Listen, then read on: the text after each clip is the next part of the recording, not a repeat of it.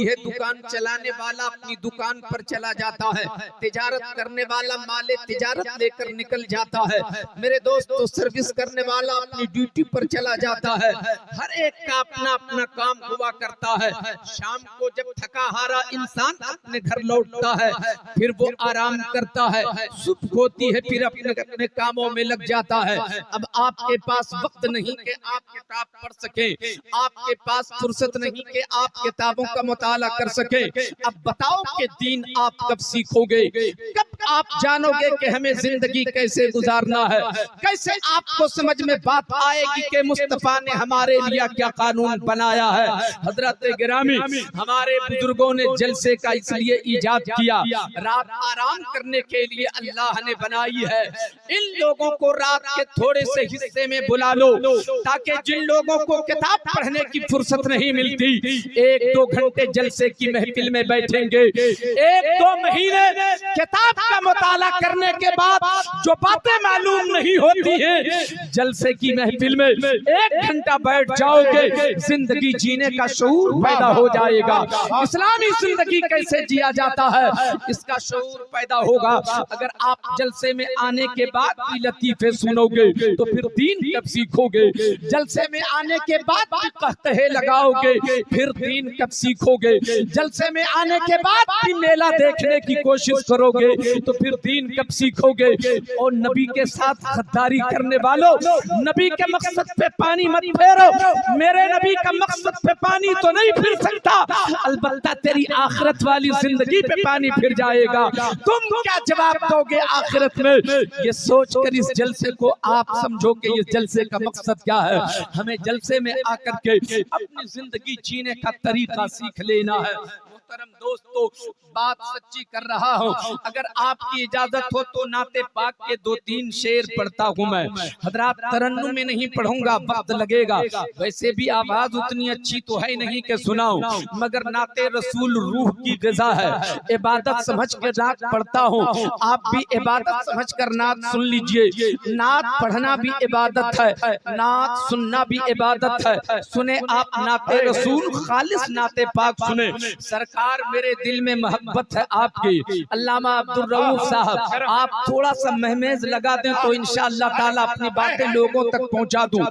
سرکار میرے دل میں محبت ہے آپ کی، سرکار میرے دل پہ عنایت ہے آپ کی، سرکار آپ ہی کی میں پڑھتا ہوں نعت پاک، سرکار ہر خوشی میری مدحت ہے آپ کی۔ اور سرکار ابو ذر صاحب آپ کی طرف سے یہ شعر کہ سرکار آج آپ کو نعتیں سناؤں گا، سرکار آج آپ کو نعتیں سناؤں گا، سرکار آج گھر میرے دعوت ہے آپ کی، سرکار آج گھر میرے دعوت ہے آپ کی۔ اگر آپ چاہتے ہیں کہ میرے گھر میرے سرکار تشریف لائے تو حضرت کے ساتھ آپ کی بھی خواہش جڑ جائے، استقبال کرے نعرہ تکبیر، نعرہ رسالت، آمد سرکار۔ سرکار میرے دل میں محبت ہے آپ کی، سرکار میرے دل پہ عنایت ہے آپ کی، سرکار آج آپ کو نعتیں سناؤں گا، سرکار آج گھر میرے دعوت ہے آپ کی۔ اور سرکار آپ سبوں کی طرف سے سرکار پل صراط پر تشریف لائیے، سرکار پل صراط پر تشریف لائیے، سرکار لاج رکھیے یہ امت ہے آپ کی، سرکار لاج رکھیے یہ امت ہے آپ کی۔ سرکار میرے دل میں محبت ہے آپ کی، سرکار میرے دل پہ عنایت ہے آپ کی۔ اور سرکار وہ ملے تو قدم چوم لوں اس کے، سرکار وہ ملے تو قدم چوم لوں اس کے، سرکار جس کی آنکھوں میں صورت ہے آپ کی، سرکار جس کی آنکھوں میں صورت ہے آپ کی، سرکار میرے دل میں محبت ہے آپ کی، سرکار میرے دل پہ عنایت ہے آپ کی، سرکار وہ ملے تو قدم چوم لوں اس کے، سرکار جس کی آنکھوں میں صورت ہے آپ کی۔ محترم دوستو، تھوڑی سی باتیں محبتوں کے ساتھ آپ سماعت کر لیجئے، پھر اپنے عنوان پر تھوڑی سی گفتگو کروں گا۔ جی لگا کر میرے ایک ایک جملے کو آپ سنیے. حضرات گرامی میری طرف اب آپ کا دھیان ہو, آپ کی توجہ ہو. ہمارے مہمان تشریف لے جا رہے ہیں, انہیں جانے دیا جائے, اور آپ میں سے بھی اگر کسی کو جانا ہو تو آپ تشریف لے جائیں. مجھے تو شکایت نہیں ہوتی ہے, ظاہر ہے جس کو رہنا ہے وہ رہیں گے, جس کو جانا ہے وہ جائیں گے. نہ رہنے والے سے آج تک کسی نے کہا کہ تم کیوں رہ رہے ہو, اور نہ جانے والوں سے کہا کہ تم کیوں جا رہے ہو. جسے جانا ہے وہ اپنے وقت پر چلے گی جائیں گے. حضرات جی لگائیں. اب محترم دوستوں اور بزرگوں, آج کے ڈیٹ میں ہر انسان دکھی نظر آتا ہے, ہر آدمی پریشان نظر آتا ہے, ہر آدمی ٹینشن میں جی رہا ہے. چاہے وہ خوشحال زندگی کتنی ہی گزار رہا ہو, خوشحال زندگی کا مطلب پیسے چاہے جتنے بھی ہوں آپ کے پاس, روپے آپ کے پاس ہیں, دولتیں آپ کے پاس ہیں, سرمایہ آپ کے پاس ہے, دنیاوی طور پر آپ ہر طریقے سے خوشحال ہیں, اس کے باوجود آپ کی زندگی ٹینشن میں زندگی گزر رہی ہے. آپ دکھی نظر آ رہے ہیں. نوٹوں پہ گدوں, نوٹوں کے گدوں پہ آدمی سوتا ہے, اس کے باوجود وہ ٹینشن کی زندگی گزارتا ہے. انسان ہوائی جہاز میں بھی سفر کرتا ہے تو وہ ٹینشن کی زندگی گزارتا ہے. انسان ارب پتی ہو پھر بھی وہ ٹینشن کی زندگی گزار رہا ہے. یہ خوشحال زندگی کیسے ہمارے قریب آئے گی؟ ہر آدمی پریشان دکھ رہا ہے, ہر آدمی دکھی نظر آ رہا ہے. کوئی اس لیے پریشان ہے کہ باپ نمازی ہے بیٹا شرابی ہو گیا, کوئی اس لیے پریشان ہے کہ باتوں میں بیوی باتوں میں نہیں رہتی, کوئی اس لیے پریشان ہے, کوئی اس لیے دکھی ہے اور ٹینشن میں جی رہا ہے کہ کماتا بہت ہوں برکت نہیں ہوتی, کوئی اس لیے پریشان ہے کہ بیٹی بڑی ہو گئی ہے رشتے کا انتظام نہیں ہو پا رہا ہے, کوئی اس لیے پریشان ہے کہ بیٹا شرابی ہو گیا ہے, بیٹا جواری ہو گیا ہے, کوئی اس لیے پریشان ہے کہ زندگی جینے میں مزہ نہیں آ رہا ہے. آخر کیسے جیا جائے؟ انسان جب بہت پریشان ہو جاتا ہے, کوئی راستہ نہیں دکھتا, تب آدمی دعا کرتا ہے اللہ کی بارگاہ میں. اب دعا اگر قبول ہو جائے تو انسان کا دکھ ختم ہو جائے, پریشانی دور ہو جائے, ٹینشن ختم ہو جائے. دعا قبول ہو تب تو آدمی دعا کرتا ہے مالک میرا ٹینشن دور کر دے, میری پریشانی ختم کر دے, میری مشکلیں آسان فرما دے. مگر دعا قبول لگی ہوتی, دعا قبول ہو تو پریشانی ختم ہو, دعا قبول ہو تو ٹینشن ختم ہو, دعا قبول ہو تو مصیبت گھر سے جائے, دعا قبول ہو تو پریشانی کا خاتمہ گھر سے ہو. ہماری دعا قبول لگی ہوتی, کیوں دعا قبول لگی ہوتی؟ یہ ایک سوال ہے کہ دعا قبول کیوں نہیں ہوتی اور دعا قبول ہوگی کیسے, یہ ایک سوال ہے, اسے ابھی رہنے دو. اب جب خود کی دعا قبول لگی ہوگی تو لوگ چلے امام صاحب کے پاس, امام صاحب دعا فرما دیجئے, ان دنوں بڑا پریشان ہوں, بڑا ٹینشن میں جی رہا ہوں, مشکلوں نے گھیر لیا ہے, پریشانیوں نے گھیر لیا ہے. امام صاحب کچھ دعا کر دیجئے, کوئی تعویذ دے دیجئے, کوئی نسخہ دے دیجئے. آپ کی توجہ ہے میری طرف؟ دھیان کتنے لوگوں کا ہے ذرا سا ہاتھ اٹھا کر ایک بار بتائیے. سبحان اللہ. میں آپ سے کبھی نہیں کہوں گا کہ آپ نعرے لگاؤ, کم وقت ہے اس وقت کو بچانا ہے. آپ سے یہ بھی نہیں کہوں گا کہ آپ سبحان اللہ الحمدللہ بولو. کبھی کبھی اگر مجھ کو ضرورت محسوس ہوگی تو میں آپ سے ہاتھ اس لیے اٹھواؤں گا تاکہ مجھے یہ احساس ہو کہ آپ سن رہے ہیں یا نہیں سن رہے ہیں.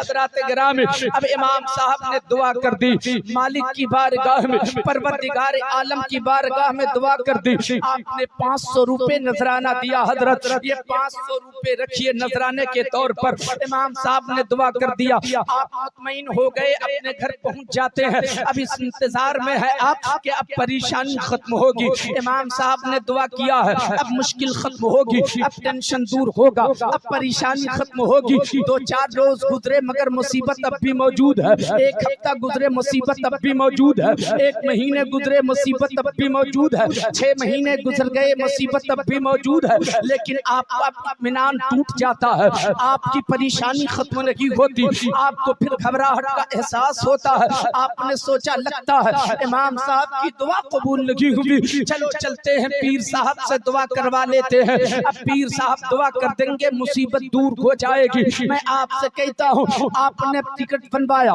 جس کا پیر بریلی میں ہے وہ بریلی کا ٹکٹ بنوا رہا ہے, جس کا پیر کچوچا شریف میں ہے وہ کچوچا شریف جا رہا ہے. آپ نے 2000 کا ٹکٹ بنوایا, نذرانے کے لیے الگ سے पैसे रखे, कोई किछौछा जा रहा है, जिसका पीर बदायूं में है वो बदायूं जा रहा है, जिसका पीर मारहरा में है वो मारहरा जा रहा है, जिसका पीर बरेली में है वो बरेली जा रहा है, जिसका पीर किछौछा में है वो किछौछा जा रहा है, जिसका पीर पंडवा में है वो पंडवा जा रहा है, जिसका पीर महरौली में है वो महरौली जा रहा है। गोया अपने अपने पीर की खिदमत में आदमी पहुंचकर अपनी परेशानी का हल तलाश करना चाहता है। बात सच्ची करूंगा, लगे किसी को तो लगे, मगर आपको रास्ता दिखाने के लिए मैं आया हूँ, आपको रास्ता दिखाकर जाऊंगा। मेरे दोस्तों, चला आपने टिकट बनवा लिया, पीर की खिदमत में पहुंचे। हर आदमी अपने अपने पीर की खिदमत में पहुंचते और पहुंचने के बाद दुआ करवा लिया, पलट गए अपने घर, मुतमईन हो गए। अब तो पीर साहब ने दुआ कर दिया है, दुआ कबूल होगी, अब मेरी परेशानी खत्म होगी, अब मेरी मुश्किल आसान होगी, अब मेरा टेंशन दूर हो जाएगा। 2-4 रोज गुजरे, मुसीबत अब भी मौजूद है, हफ्ता गुजरे, मुसीबत अब भी मौजूद है, 1 महीना गुजरा, अब भी मुसीबत मौजूद है, 2 महीने गुजरे, मुसीबत अब भी मौजूद है, 6 महीने गुजरे, मुसीबत अब भी मौजूद है। मेरे दोस्तों और बुजुर्गों, मैं आपसे कहना चाहता हूँ, अब कहाँ जाओगे तुम अपनी परेशानी का हल ढूंढने, अब कहाँ जाओगे अपना टेंशन दूर करवाने, अब कहाँ जाओगे मुसीबतों का हल तलाश करने। आओ इस फकीर से सुनो, मैं आपसे अर्ज करना चाहता हूँ, ओ अजमेर जाने वालों सुनो, ओ बगदाद जाने वालों सुनो, ओ अजमेर जाने वालों सुनो, ओ किछौछा जाने वालों सुनो, ओ बरेली जाने वालों सुनो। मैं ये नहीं कहता बरेली ना जाओ, मैं ये नहीं कहता किछौछा ना जाओ, मैं ये नहीं कहता मारहरा ना जाओ, जाओ अपने पीर की बारगाह में, जाओ अपने पीर की ज़ियारत के लिए। लेकिन परेशानी का हल अगर तुझे चाहिए, मुसीबतों से छुटकारा चाहिए, तो दुआ करवाने के लिए बरेली मत जाना, दुआ करवाने के लिए किछौछा मत जाना।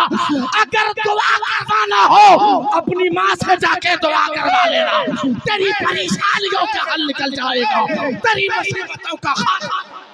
नारे तकबीर, नारे रिसालत, अज़मते वालिदैन। माँ की दुआ बेटे के हक में कबूल होती है। माँ जब बेटे को देखकर मुस्कुराती है तो बेटे का मुकद्दर मुस्कुराने लगता है, बेटे की तकदीर मुस्कुराने लगती है। मैं ये नहीं कहता कि बरेली मत जाओ, अपने पीर से मिलने ना जाओ, नहीं नहीं, मैं ये कह रहा हूँ, अगर दुआ की जरूरत हो तो पहले अपनी माँ से दुआ करवा लो कि माँ की दुआ बेटे के हक में कबूल होती है। याद रखना, अगर तेरी माँ नाराज हो गई तो गरीब नवाज की दुआएं भी तेरे काम नहीं आएंगी, गौसे आज़म की दुआएं भी तेरे काम नहीं आएंगी।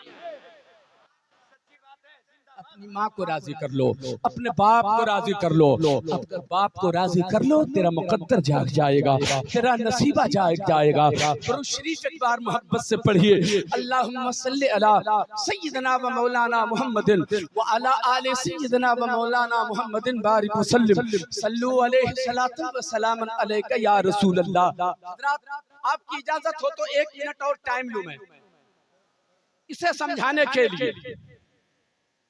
कितने लोग सुन रहे हैं, एक बार हाथ उठाकर बताएं तो। सुभान अल्लाह। हजरत जी लगा कर सुनिए, एक मौके से मेरे आका ने हजरते उमर और हजरते अली को बुलाया, आए सुभान अल्लाह। अपना कुर्ता मुबारक नबियों के सरदार ने उतारा, अल्लाह के महबूब ने अपना कुर्ता मुबारक उतारा, हजरते उमर हजरते अली को पेश किया, ए उमर अली जाओ फला मकाम पे जाओ और वैसे करनी को दे देना, ये कुर्ता उसे देना, उनसे कहना इसे पहन ले, इसे ज़ेबे तन कर ले, और उसके बाद उनसे फिर कहना कि मेरी गुनहगार उम्मत के लिए मग़फ़िरत की दुआ करे। गौर से जुमले को सुनिएगा।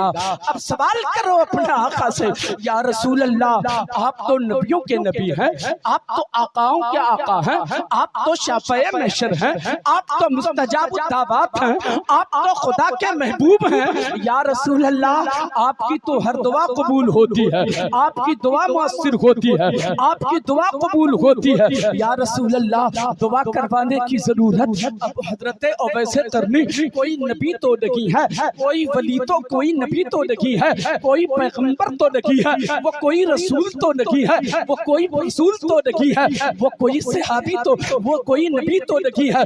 یا رسول اللہ پھر ان سے دعا کروانے کی کیا ضرورت ہے؟ یا رسول اللہ اپنی امت کی مغفرت کے لیے آپ کی دعا ہی کافی ہے، آپ کی فریاد ہی کافی ہے، آپ کی دعا ہی کافی ہے۔ پھر آپ نے یہ کرتا پیش فرما کر اویس قرنی سے اپنی امت کے لیے دعا کروانے کا مقصد کیا ہے؟